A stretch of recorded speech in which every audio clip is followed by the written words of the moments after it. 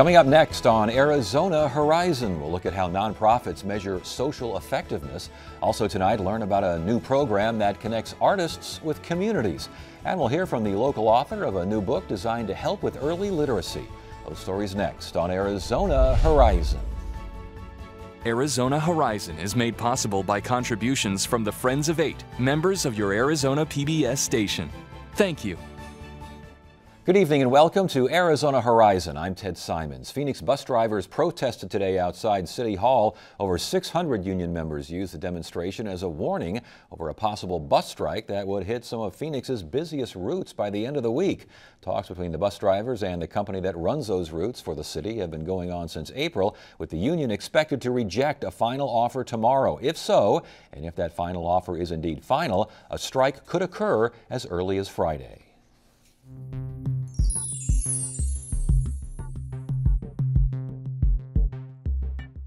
Tonight's edition of Arizona Giving and Leading looks at the increased interest in accountability from nonprofits. All nonprofits have a mission statement listing a variety of good intentions, but there's also a need to know if those goals are being accomplished. Joining us now is Ben Powers, president of the Association of Fundraising Professionals, Greater Arizona Chapter. Maureen West, project manager of Social Impact Measurement from ASU's Lodestar Center for Philanthropy and Nonprofit Innovation. And Lauren Schroeder, director of Capacity Building for the Alliance of Arizona Nonprofits. Good to have you all here. Thanks for joining us. Thank you. Increased interest in accountability. It seems like that's going on out there. True? Yes. Talk to us. Why? Well, because the lifeblood of nonprofits is philanthropy.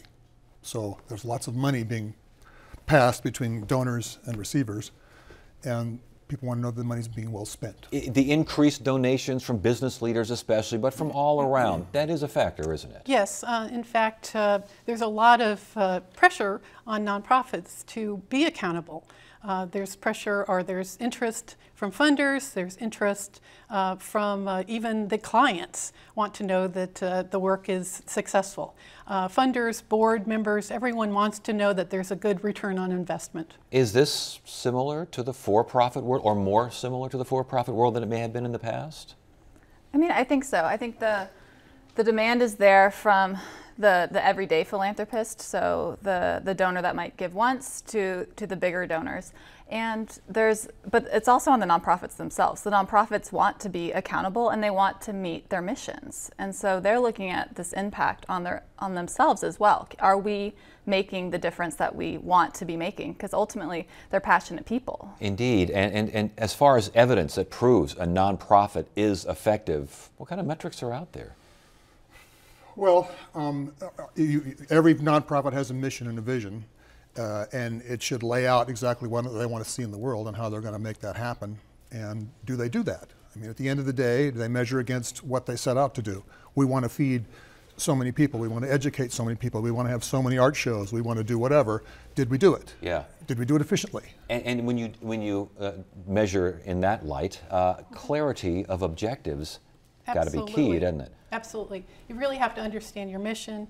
You have to understand what your main focus is, and you have to understand what you're hoping to accomplish. You have to know what your social impact will be, and that's really what you want to be going after. The problem, the real challenge for nonprofits, they want to improve their programs. Funders want them to show accountability, but a lot of them don't know what to measure and how to measure. And that's kind of what I was getting at. How do you know if something somewhat amorphous out there as far as doing good for this, as opposed to putting on certain types of things that can be measured? Some of this stuff can't be measured. Well, I see it as there's three buckets. There's how much did the program or organization do, the number of clients served, the number of services provided, the number of trainings held, and then there's how well did they do it? What was their completion rate? What was the efficiency? How long was the wait in the waiting room? And then there's the impact of that. And so those first two buckets, they're the easiest to measure. They know what they did. And then it gets a little harder to know, well, how well did you do it? But that big one is what difference was made. So what behavior was changed, what knowledge was increased, what attitude was changed. And that can be more difficult. Was the outcome worth the investment? Right. Right. But you have to find out what that outcome is in the first place, don't you? And those metrics have to be there to a certain degree. Right. And at Lodestar, we've just created 2 new programs just built around these social measurements and how to do them. And the programs are both for groups who need help, because a lot of times there's a culture change that's required in order for a group to even approach this. And then we have another program just for individuals on the tools. So we're trying to provide the knowledge and tools that will help people know how to measure their social impact. Yeah, and I would imagine anecdotes, which at one time may have been a good thing, maybe not so good anymore. Well, anecdotes are certainly good. I mean, but that's not all there is. Right. I mean, we have access to lots of data now that we didn't used to have, massive quantities. And sifting through that is difficult, but it's well worth the effort. But Ted, the anecdotes still are good, because even when you do an evaluation or you're measuring social impact, you want the human side. You don't want to just collect numbers. In fact, you can find out what happened through those numbers. But if you want to find out why and how things happen, you really need to talk with the clients. And out of those conversations, you get good anecdotes. So both are important. And if you want to fundraise, which is what I do, professional fundraising, the data is important, but the real thing that gets it is the story. Right. I can reams of data, but all it takes is one good story to capture someone's hearts. Interesting. But the idea of measuring output as opposed to measuring success, talk to us about that dynamic. Right. I mean, ultimately, output is just, the effort that you made. The effect is that impact piece, and that can be very challenging, especially when we're looking at, trying to address issues of poverty. These are systemic issues. So one program, one organization isn't going to be able to be the tipping point for that. It takes a collective effort as well. And so making sure that when we're looking at a single nonprofit, that we have realistic expectations for what their outcomes and impact really can be as a singular nonprofit. And then thinking about, okay, well, what's the collective impact that can really push the needle on these large systemic issues? Difference between smaller nonprofits and big money groups? What's out there? What do you see? There are big differences. I think the smaller and medium-sized nonprofits have the most challenges, actually. And my advice for those groups, besides taking our programs, which are wonderful, is to ask one simple question. If even of your major program or any program you want to start, ask, what does success look like? And then build programs or look at the programs you have in place and make sure you have measurements that measure that success.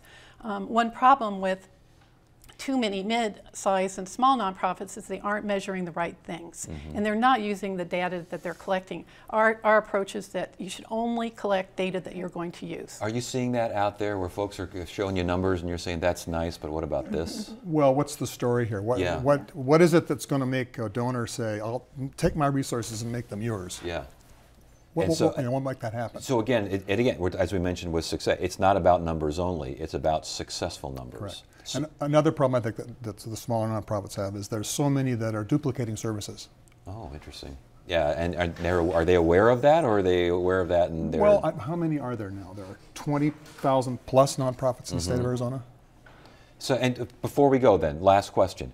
Bottom line for nonprofits, what do they need to know as far as measuring success and knowing that they're doing what they're set out to do?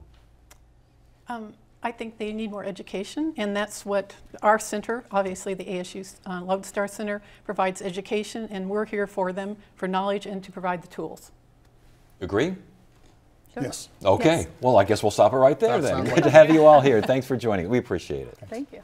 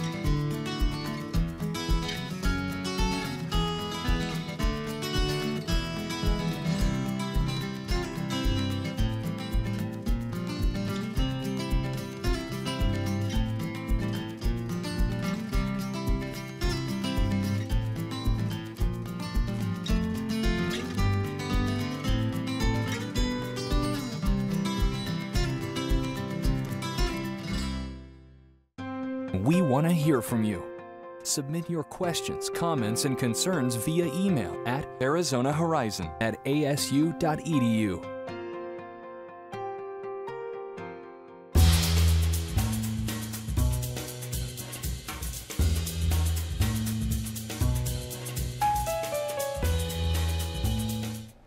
Tonight's Arizona Art Beat focuses on the AZ Art Worker Initiative, a series of workshops and artist-led community conversations led by the State Commission on the Arts and designed to facilitate dialogue between artists and residents of Arizona communities.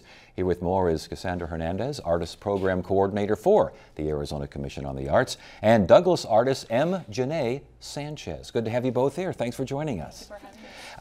Is it A to Z, AZ, the artwork? What are we talking about here? We're talking about Arizona, and we're talking about Arizona artists and a new program that is designed to support their creative practice and really create opportunities for them to learn new tools, create connections with national and international artists, and really support the work that they do in service to Arizona. And facilitate dialogue too. What does that mean? Absolutely. In Arizona, we have artists that are working in many community settings. They are in decision-making positions. They're working outside of the arts sector to improve the lives of Arizonans. So it means that we really want to create a conversation about the value of this work, the value that artists bring to communities, and then also, you know, ask artists what it is that they need to be supported and to continue this important work. And what do you, as an artist, I mean, you're from Douglas, you came all the way up here from Douglas, and you are, what do you need as far as when a conversation and a dialogue gets going with other artists, with communities, what are you looking for? Well, living in a small community, sometimes the access to the international artists, right, coming to town or giving workshops or trainings are limited. Right, or non-existent. So for the Arizona Commission to come in and provide that, it's a huge deal for us. The biggest roadblock is what? Just the fact that it's a somewhat rural or remote area? Absolutely, yes. It's right on the southeast corner of the state. Some Arizonans don't know we exist yet, but we're trying to change that. Yeah.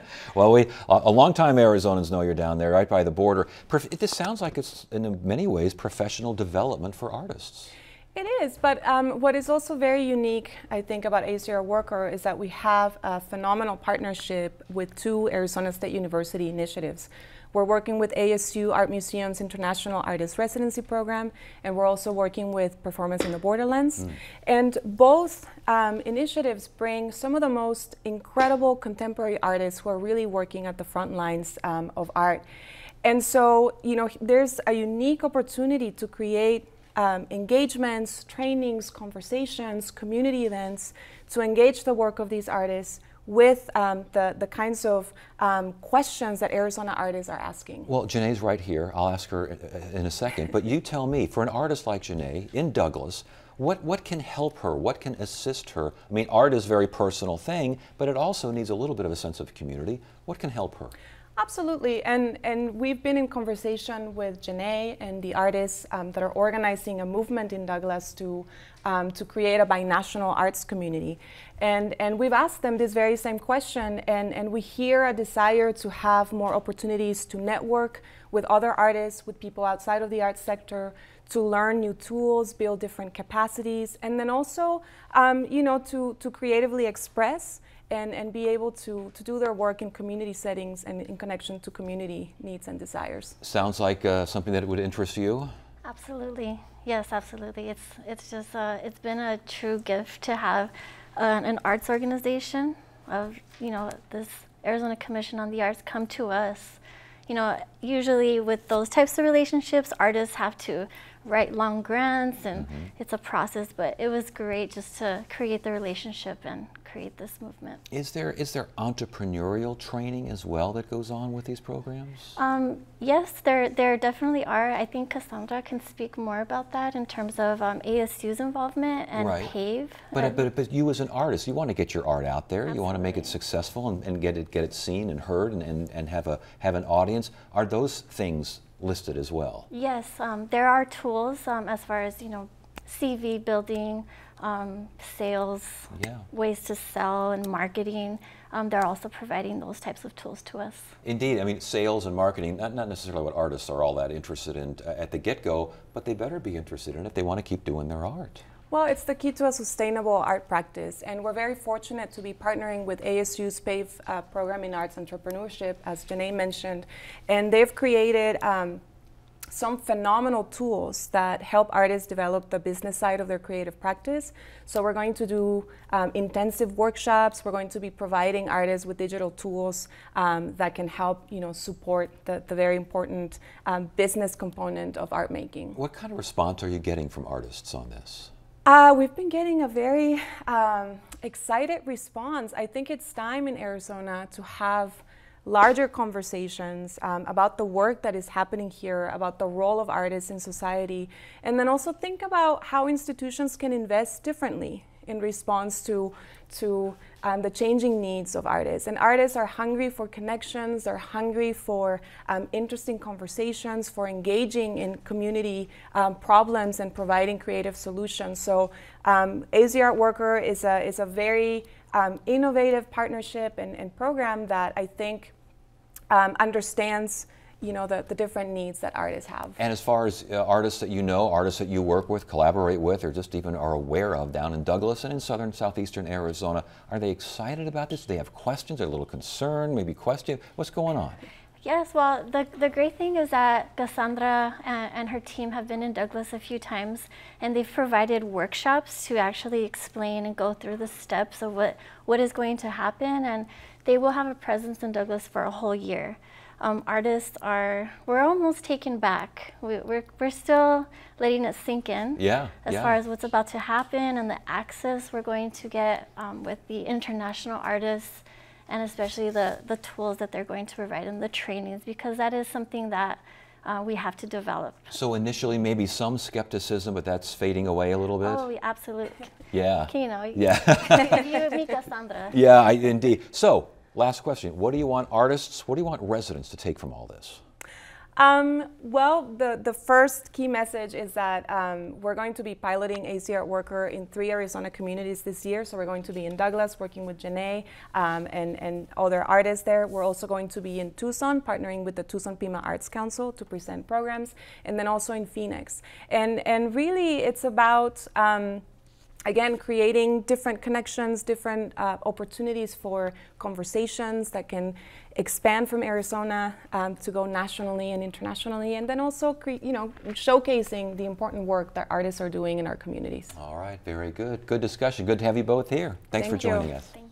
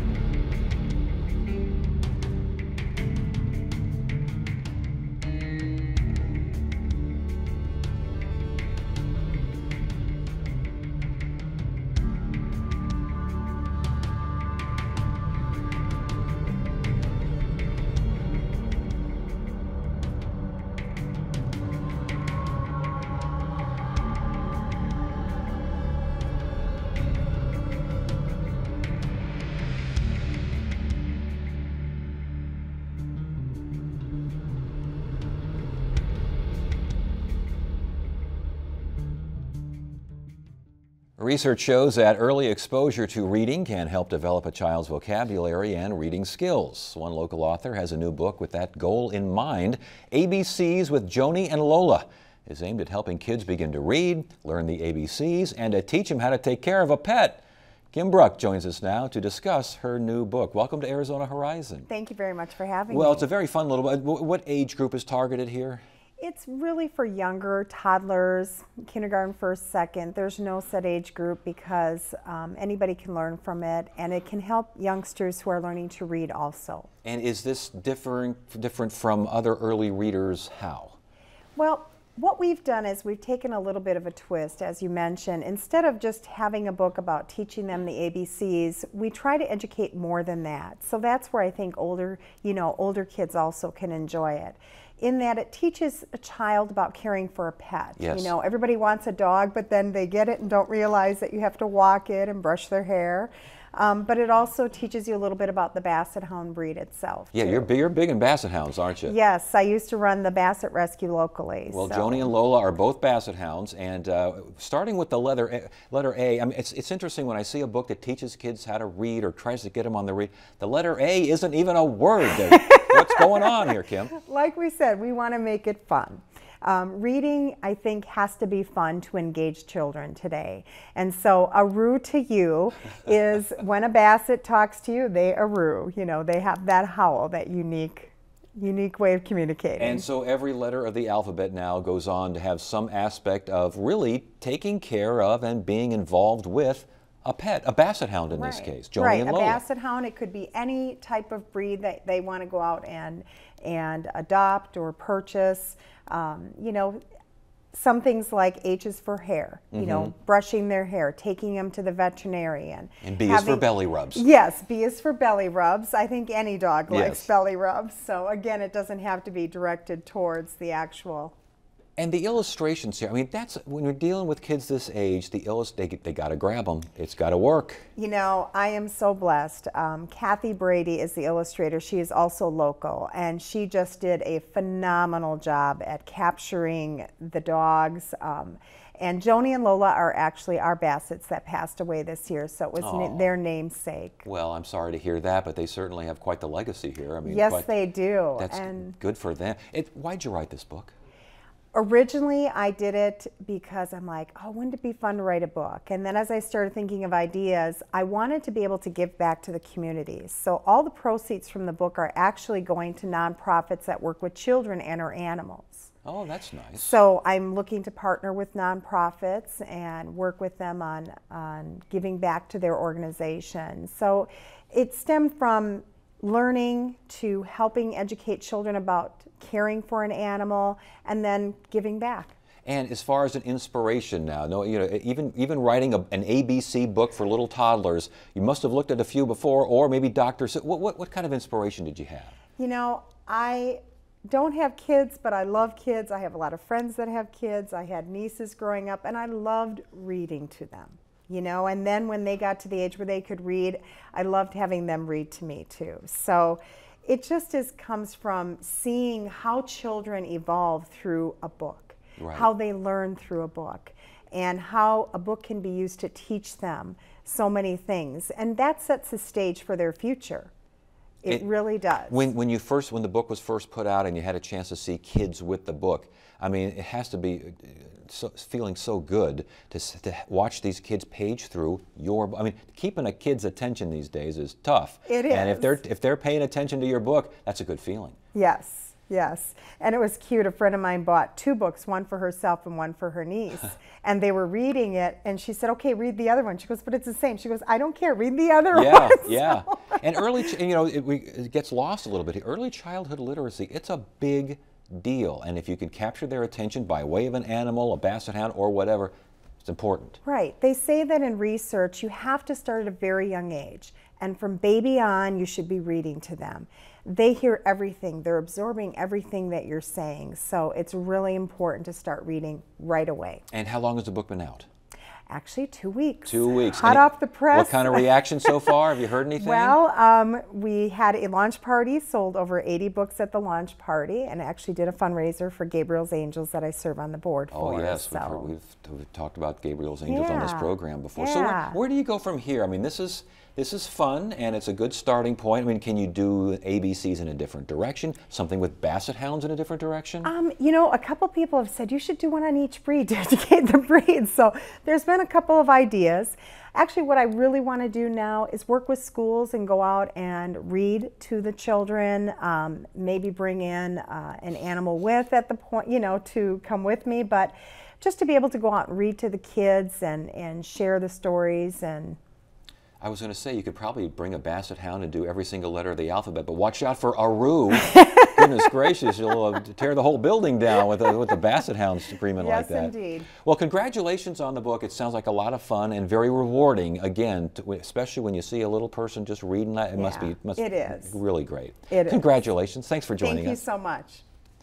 And Wednesday on Arizona Horizon, it's our Supreme Court preview show. ASU law professor Paul Bender joins us to outline some of the higher profile cases set to be heard during the High Court's upcoming new session. U.S. Supreme Court preview at 5:30 and 10 on the next Arizona Horizon. A reminder, if you want to watch tonight's show again or see what we have in store for the future, check past shows. Check us out, azpbs.org/horizon. That is it for now. I'm Ted Simons. Thank you so much for joining us. You have a great evening.